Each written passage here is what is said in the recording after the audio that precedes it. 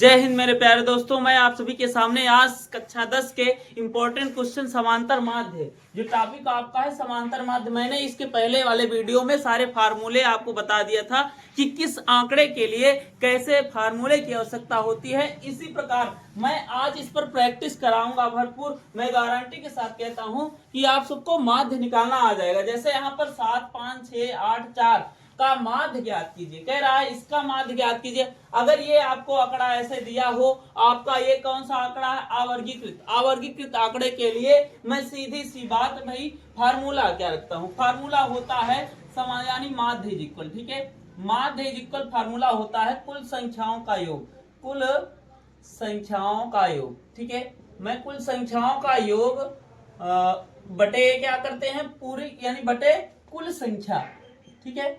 कुल संख्या, यहाँ देखिए संख्या, कुल संख्या अर्थात आप यहाँ देखिए इनका योग कर लीजिए। जैसे आपका यहाँ पर 7 और प्लस 5 और प्लस 6 है और प्लस 8 है प्लस 4, अर्थात सभी का योग, कुल संख्याओं का योग, अर्थात इन सबको मैं योग करूंगा और बटे कुल संख्या। कुल संख्या की बात कर रहा है तो कुल संख्या कितनी भाई, यहाँ पर 1 2 3 4 5 5 संख्याएं हैं तो मैं 5 लिखूंगा, ठीक है। और इन सब का योग करेंगे तो कितना हो जाएगा, यहाँ पर देखिएगा 7 5 12 12 6 18 18 8 कितना हो जाएगा 26 26 4 आपका 30 हो जाएगा और 30 बटे 5 हो गया तो 5 छंग 30, अर्थात इसका जो आपका समांतर माध्य आएगा वो दोस्त हमारा 6 आंसर हो गया है, ठीक है।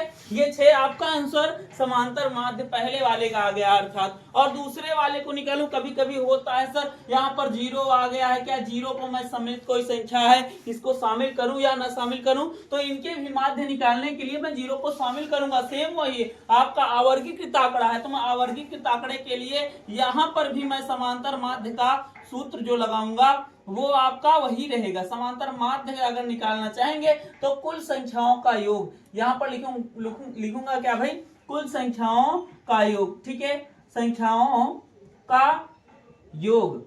और फिर उसके बाद संख्याओं का यहां पर दिखा था, ठीक है, का योग, ये बटे कुल संख्या भाई, यहाँ कुल संख्या ये करूंगा भाई तो कुल संख्या भाई, यहाँ कुल संख्या क्या है 5 प्लस 3, तो 5 करेंगे प्लस 3 करेंगे प्लस उसके बाद क्या है आपका 0 और प्लस 4 है, टोटली बटे देखिए कितनी संख्या है आपकी 4 संख्या है भाई। यहाँ जब 4 संख्या है तो मैं क्या करूंगा 5 3 8 8 4 कितना हो गया 12, 0 को भी जोड़ेंगे, 0 से जोड़ने से कोई मतलब नहीं होगा तो यहाँ पर आपका 12 आ गया दोस्त। 12 बटे क्या करेंगे 4, 4 3 या 12 अर्थात 3 हो गया आपका।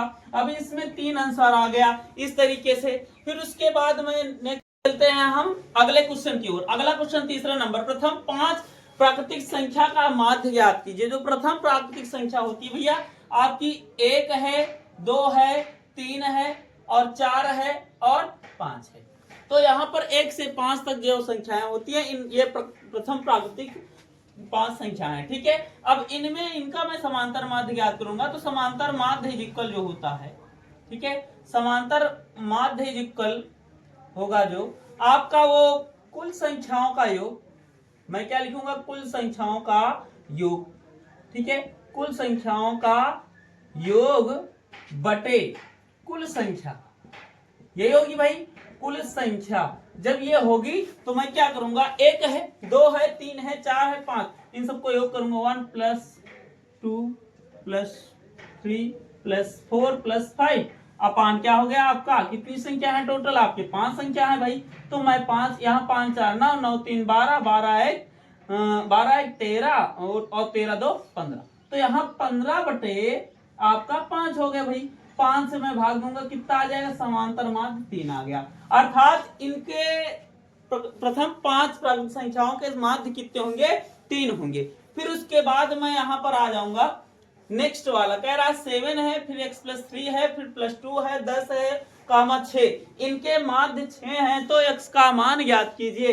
तो मैं इसको निकालने के लिए क्या करूंगा, सीधी सी बात वही फार्मूला, आपका ये जो आंकड़ा है आवर्गीकृत ही है तो आवर्गीकृत के लिए मैं यही फार्मूला रखूंगा समांतर माध्य, ठीक है, समांतर माध्य इज इक्वल क्या होगा कुल संख्याओं का योग, कुल संख्याओं का योग, ठीक है, कुल संख्याओं का योग अब बटे कुल संख्या भाई यही होगी आपकी। तो मैं वही फार्मूला रखूंगा, यहाँ पर देखिएगा कुल संख्याओं का योग। कितनी संख्या है, 7 है, फिर प्लस x+3 है, और फिर +2 है, और प्लस उसके बाद 10 है आपका, ठीक है। फिर उसके बाद यहाँ 6 को करूंगा अपान आपका पूरे के, देखिए 1 2 3 4 5, 5 संख्याएं हैं। कितनी है भाई, 5 संख्या, तो मैं बटे में 5 रखूंगा। बट इस बात का ध्यान रहे, इसमें आपको माध्य विधि x की वैल्यू ज्ञात करना है। आपको यहाँ पर x का जो मान है इसको ज्ञात करने की, जब यहाँ पर 6 आपका माध्य दिया है तो हम लोग क्या करेंगे भाई, माध्य यहाँ रख देंगे समांतर माध्य के स्थान पे। अब ये 5 गुणे में है, भाग में इधर आएगा, गुणे में हो गया 5 6 30। अब बराबर है, यहाँ देखिए सबको जोड़ लूंगा भाई, 7 3 10, 10 2 12। अब 12 10 कितना हो जाएगा भाई, 12 10 22। अब 12 10 जब 22 22 छा कितना हो जाएगा 28, ठीक है। 12 10 22 छा 28। तो मैं यहाँ पर 28 प्लस x लिखूंगा। 28 प्लस में है, इधर आ जाएगा, किस में हो जाएगा, माइनस में, अर्थात 30 - 28 इज इक्वल x। हम 30 में 28 घटाएंगे, 30 में 28 घटाएंगे, अब बचेगा कितना भैया,